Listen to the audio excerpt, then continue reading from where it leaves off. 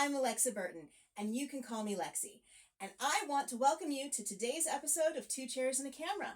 With me today, I have Daniel Willard here to talk about his books and his writing journey. So, what got you started writing? Well, I've always wanted to do it. And I've actually tried a few times to write something. And at one point, I actually had a literary agent. That didn't go. None of that went anywhere. That goes a whole lot further than most of us do. I've never had an agent. It didn't get me anywhere. That's unfortunate. Like at one time, my boss was publishing novels while I was working for him, and so I've always wanted to do it. And then the reason I did it now is 2 years ago. Just about 2 years ago, my one son got me a book. I grew up in Youngstown. And he got me a book about Youngstown called Crime Town, USA. Okay. And that's an appropriate name. Youngstown had... I've been out there a few times, but not Youngstown, often. Youngstown was called Crime Town, Bomb Town, Little Chicago. At one point, the New Republic magazine declared that Mahoning County was the most corrupt county in the United States, worse than Chicago even. So my father was a judge. Okay. And so growing up, I knew a lot about what was going on, and particularly what was going on in the dark underbellies. And so I get this book and I start reading it, and I recognized all these names. That's kind of terrifying. I knew that guy. I knew that guy. I remember that guy. And that got me thinking. I would write a story about the mob in Youngstown. So now, is this the Italian mob or the? Yes. Because I know that there's. Yes. To give you the lay of the land, there is a mafia family. There was a mafia family in Pittsburgh. It's extinct now, and there was one in Cleveland, which I'm pretty sure is also gone extinct. And the problem is that Youngstown is halfway between. Yeah. Yep. And so both of them considered Youngstown their turf. Okay. So there was a continual tug of war between the Cleveland faction and the Pittsburgh faction, and which led to a lot of car bombs and a lot of drive-by shootings and a lot of people disappearing. And that's more than a little terrifying. Yes. Now, I mean, for the most part, if you weren't directly involved in any of it, or you weren't law enforcement and really coming after them, then they left everybody else alone for the most part. But anyway, so I'm reading this, and I got this wonderful idea. I'm going to plot out a mob war epic taking place about the time I was a senior in high school. Okay. And the title would be Youngstown Tune-Up, which is a Youngstown Tune-Up is when they wire a bomb into your car so that when you turn the ignition key, it blows up. Not where I thought that was going at all. No, that's a Youngstown Tune-Up. So I was going to write Youngstown Tune-Up, and one of the first chapters I wrote was the comic relief chapter where a mob boss and one of his associates goes to my old high school and convinces with gentle persuasion, absolutely no threat, right, convinces the high school principal to make his illegitimate daughter the homecoming queen. Now, my high school actually never had a homecoming queen. Oh. We didn't do that. We did other things. Huh. But and this is just like I said, I wrote this as just kind of a comic relief thing. It'll humanize the bad guy a little bit. Yeah. And then I got thinking about that, and I thought, well, okay, why does this girl need intervention to be, isn't she one of the popular kids already? So I kind of started working out her backstory. And then just for fun, I thought, and her boyfriend is the son of the lead FBI agent in Youngstown. Oh, goodness. Oh, goodness. And as I started writing more of it, I realized I was more interested in that story than I was in the larger mob war story. And so there we have it. And that's why she's a younger and the mobster's daughter. Yes. Coolness. So it started out as a crime novel, and it ended up being a YA novel. And things don't always end up being what you think they're going to be. Yeah.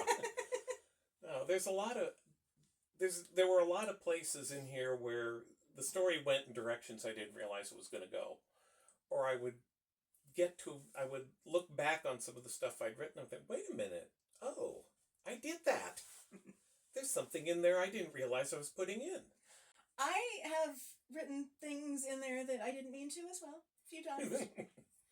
We'll see if anyone picks up on those, because I sure didn't at first. Other people came to me and said something about them. And yeah. It's like, wait, I did? Really? I did? And then, and then once I got the first draft done, I gave a copy to my wife and said, is this good enough to charge money for? And she loved it. Now, I have reason to doubt her objectivity. I do understand that. So I sent, I bundled it up as PDFs, and I sent it to a friend of mine named Chris Hafner, who lives in Seattle. He's a friend of mine I've known for, I think, about 17 years, I just realized. So I met him online in 2008. I've never Isn't the internet a wonderful thing? I have never physically met Chris Hafner. He is a fantastically good writer. He should be the one writing novels. I have never physically met my best friend either. Okay.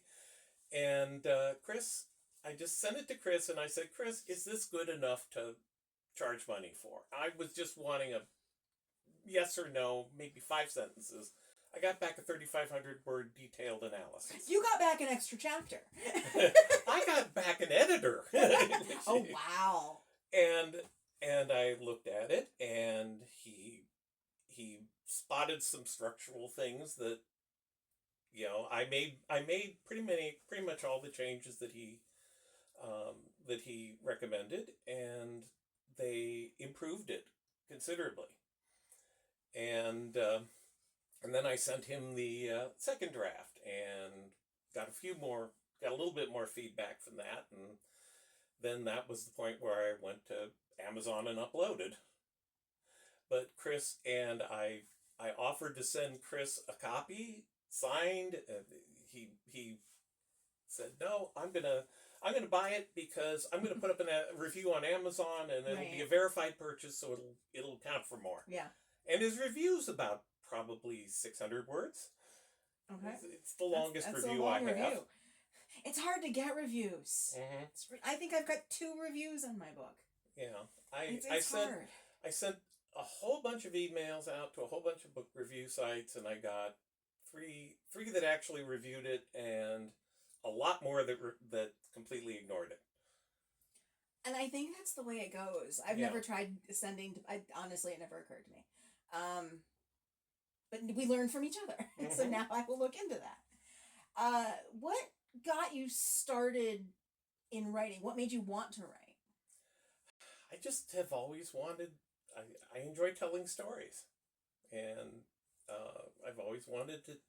I always thought if I could get a job being a professional storyteller, where all I had to do was tell other people's stories all day, that would be perfect. And now you can. Yeah, well, sort of. I am working on another book. Okay, that's one of the questions in the list is, are there upcoming projects? Yes. Well, let me tell you a little bit about the family. Okay. The Flanagans. The father is an FBI agent. The mother is a Hungarian who came to the United States after World War II. And they have 3 children. They have Danny, who's the protagonist of this book. A daughter named Dorothea, which is the Hungarian version of Dorothy, and they all call her Dottie. Okay. And then they adopted a Vietnamese war orphan named Nguyen. And one of the things Chris Hafner, in his 3,500 word detailed analysis, said was he thought Nguyen was the coolest character in the book. Okay. And I've had a couple of other people tell me they really like the littlest sister. And I just kind of put her in there just on a lark. And we can't have 2 kids. We got to have 3. And the brain likes odd numbers. Yeah. And it turned out that her being a war orphan and having gone through some rather difficult times in her backstory, she ended up doing things in the story that made a lot of sense. The way she reacted to things, that it added a lot. So it was that was one of those, oh, I put that in there. I didn't plan that. So what I'm working on now is Nguyen's growing up story. Okay. From when she gets adopted to when she goes to college. And it's going to be called The Leprechaun from Saigon. Okay. So, which was something I have her at a Halloween part. There's a scene in here at a Halloween party. She's running around in a green waistcoat with a cheesy plastic top hat on, and she's telling everyone she's the leprechaun from Saigon. Okay. Because everyone likes a bit of rhyming. Yes. And so I'm working on that now. Right. It's probably about 60% complete. Exciting. How long did it take you to write this one? About a year. I wish it took me a year to write a book. And some of that time was waiting for Chris Hafner to come back. No matter how long you think something's going to take when it comes to writing, it takes longer. Add 3 months. Yes, at least. Did you have a favorite part in this to write? Probably my absolute favorite chapter in it. Very early on in the story, I'm trying to tell you a little bit. This girl shows up in Danny's high school as a transfer from the public schools, and they're seniors. That, I can tell you, having gone to 12 years of Catholic schools in Youngstown, Ohio at the time, that never happened. People transferred from the Catholic school to the public school, either they couldn't afford the tuition anymore, or if they got into disciplinary problems, they got kicked out and they had to go to the public school. But the idea of someone coming in, particularly coming in their senior year, is unlikely. Very unlikely. But this girl just shows up. Well, and you think it's the daughter of the mobster. It's not because of a tuition problem. No. And it's not because of a behavior problem. No. And she's an illegitimate daughter, by the way. Oh, okay. So she's not living with him. Okay. So she's living with a single mom, which again, the late 1970s would have been sort of an odd thing, particularly parents that never married. But anyway, so she shows up and she just starts talking to Danny, and she is not what he thought of as the ideal girlfriend. He wanted a cheerleader who watched Star Trek and listened to Pink Floyd. Does that exist? No, it doesn't. Danny is, I mean, I'm sure somebody out there is going to say... He's not the most realistic 16-year-old in these... but anyway. And this girl doesn't look like a cheerleader. She's way too bubbly and compared to him, he's very quiet, reserved.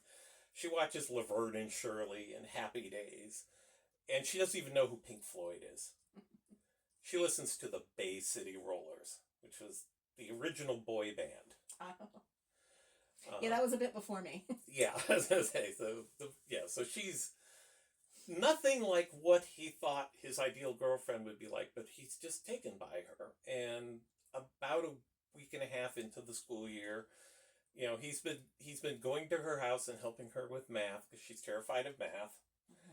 And his mother insists, oh no, we're gonna invite her over here, and calls her up and tells her she has to come for dinner. And so there's a chapter where she comes over for dinner, and Danny's two little sisters are snickering the whole time about Danny's girlfriend, and Danny is terrified that something is going to go wrong, and his mom has pulled out all the stopped cooking. And in the middle of it, she mentions, like mom asks, well, how long have your parents been divorced? Oh, they were never married. Well, I know your mom works in the hospital. What does your dad do? Oh, he runs a vending machine company. And that's when Papa gets, oh dear. Because the vending machine company is a mob front. And so, and she's got that same last name, and oh dear. he realizes that who that her father is Carlo Pirelli, the one guy that he would most love to throw in prison. Does she know what her dad does? Oh yeah. Okay. She does. She's not very proud of it. She actually doesn't like him. Okay. Wishes he'd just go away. But he's, obviously what's going on within the mob affects her and affects Danny by way of his father. And mom, her mother maintains contact with him. Okay. And is wrapped up in a few things. And it's also... Because once you're in, you don't really get out, right? Not really. And she has a few things in her backstory that Carly, the girl, does, that she doesn't want to tell anyone about. And that's, again, I'm not really spoiling anything, because you can tell that in the first 5 or 6 pages, that there's more going on with her than she lets on. And, how that all comes to the surface, and what's really going on with her, and how do they work out this relationship with all these complications. That's the book. So if the dinner scene was your favorite part to write, did you have a part that was hardest or that you got stuck on? The absolute hardest. There is a scene about 3/4 of the way through where we finally find out everything that's going on. Okay. And that was really hard to write, because I was sure it wasn't developed well enough. I was certain that it was unrealistic. And when I got Chris's, when I sent it to Chris, I said, I got one question. Is this part at all believable? Mm-hmm. I get what you mean. And he said, oh yeah, it's exactly right. And he had some personal experience that informed his opinion of that. And so I was rather happy that came out the way it did. Yeah, I had a scene in my book from Winter that was just a little bit out of my element. Mm-hmm. And I'm still not convinced it actually makes sense. But nobody's complained, so. Mm-hmm. So, in the writing of this, or in any of them, or in your trials and tribulations with an agent, have you ever just wanted to throw in the towel and give up writing, and what made you come back? This is something I really wanted to do. And I'm not doing it to quit my day job. This is just, I wanted to write a story. I wanted to get out in the world. I wanted people to read it and hopefully find some enjoyment and some enlightenment in it. And so, that's got to be the best reason to do it, right? There's no, I'm not facing a deadline. Mm-hmm. With the Leprechaun from Saigon, I've got a couple of friends of mine who've read this book are saying, when is it coming out? When's it coming out? I'm getting that too. Yeah, one of my law school classmates has been bugging me about it on Facebook. When's the Leprechaun coming? Sometimes the bugging is a good thing because it motivates you to work on it when you don't want to touch it. And just because he's doing that, I'm throwing a part into the story that is specifically for him. It's an Easter egg for him. Did you ever do any creative writing classes in high school? I did. Okay. I did creative writing. Were you writing before those, or did those was that kind of your first foray? That was probably the first time I tried to tell a story. I had an extremely good freshman English professor in undergraduate, William Hardesty at Miami University. And I thought I knew how to write, and Professor Hardesty showed me, well, no, you don't, but here's what you need to do. And I came out of that experience a much better writer. And then when I got to law school, my legal drafting instructor my first semester was a woman named Barbara McFarland, who just retired from teaching law. And I went in thinking, well, after what Professor Hardesty taught me, I'm a good writer. And my first paper that I turned into her came back, and she hemorrhaged on it. It was all red ink, and she forced me to learn legal writing, Right, because like which is far more precise, and that and drier. Yeah, so really, William Hardesty and Barbara McFarland taught me how to write. Well, that's awesome. I mean, there's teachers can play such a part in shaping what people become.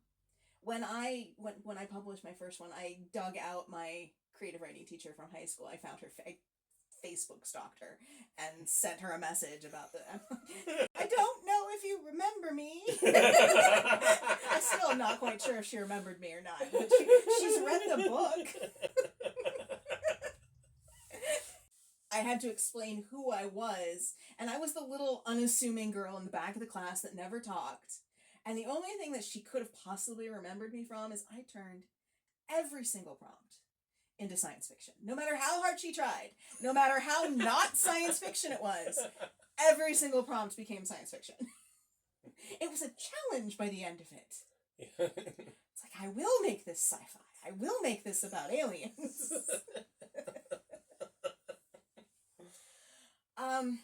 What is the best piece of writing advice that you've ever received or given? Know where you're going. Okay. I tried writing before, and part of my problem was I didn't know where it was going to end. So you are more of a planner in your writing. Do you like to have the outlines? Well, for this, I have a wonderful outline for Youngstown Tune-Up, which I eventually may write. Right, because it's kind of a prequel Yeah. or a companion. I don't know where it goes in the timeline, but they wouldn't be a sequel. They're parallel stories, I guess. Parallel, yeah. Yeah. So I had that, and this fit into that. Right. Now with the Leprechaun from Saigon, I have that which covers part of that. So I've sort of got an outline. It's not as detailed. And I've been I've been jumping around. I've got the first probably 45% of it is just solid nose to tail. And then I skipped ahead a little bit, and I skipped ahead a little bit more, and I don't know how much backfill I'm going to do in between, but I have the ending written. The more writers I talk to, the more I find that do that. And I can't do that. I can't. If I skip around, it will never come together. Okay. And well, that could happen to me too. And I'm also not a planner. I've got a couple of like pinpoints that I want. Like picture it like islands in the ocean, and this is the path you're taking. And I write the character, and I throw them in the water, and I say, "Get there." That's all I know. I make the character tells me what happens in the story. Well, they tend to do that. Yeah. Have you had a character, I'm going to bet the answer is yes. Have you had a character that you intended something for and just reached off the page and said, nope, that's not happening?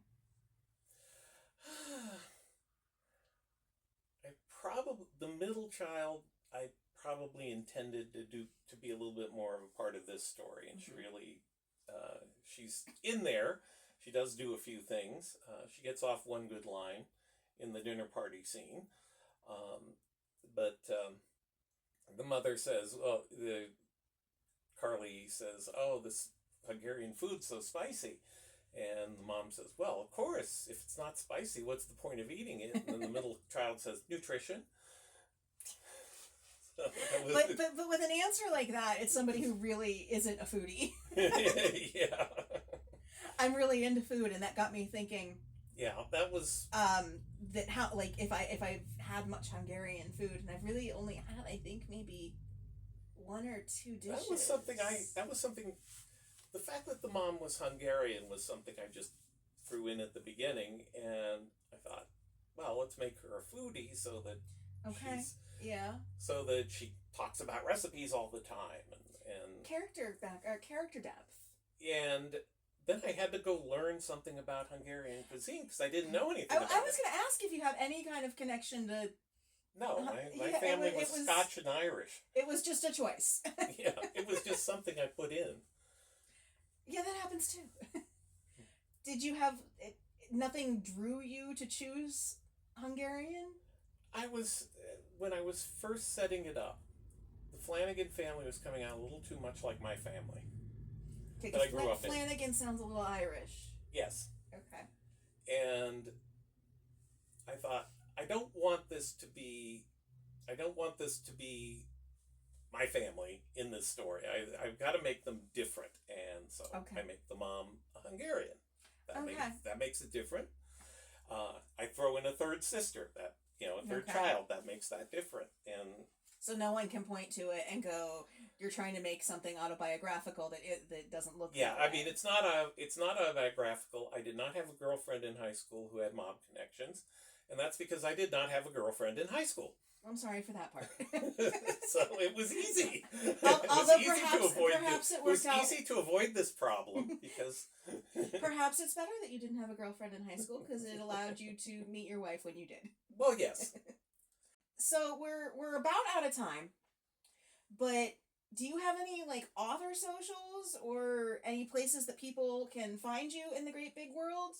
Just if you go to Amazon and Okay. look up the book, I have an author page. There's a whole paragraph. And I will link the book and the author page down below in the description.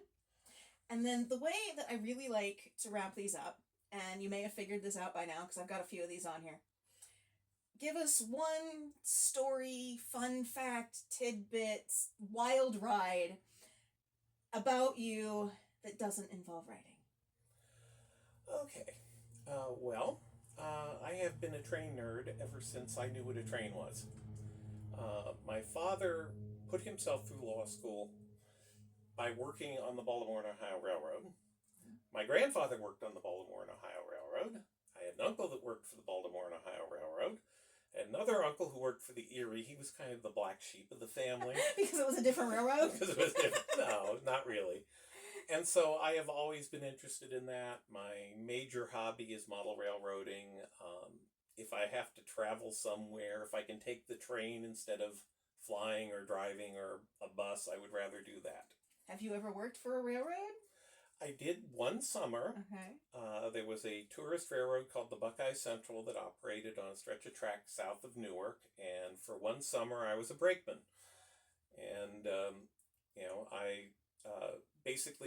we had no way to turn our train around, so we ran up to the end of our track that we were allowed to use, and then we went backwards.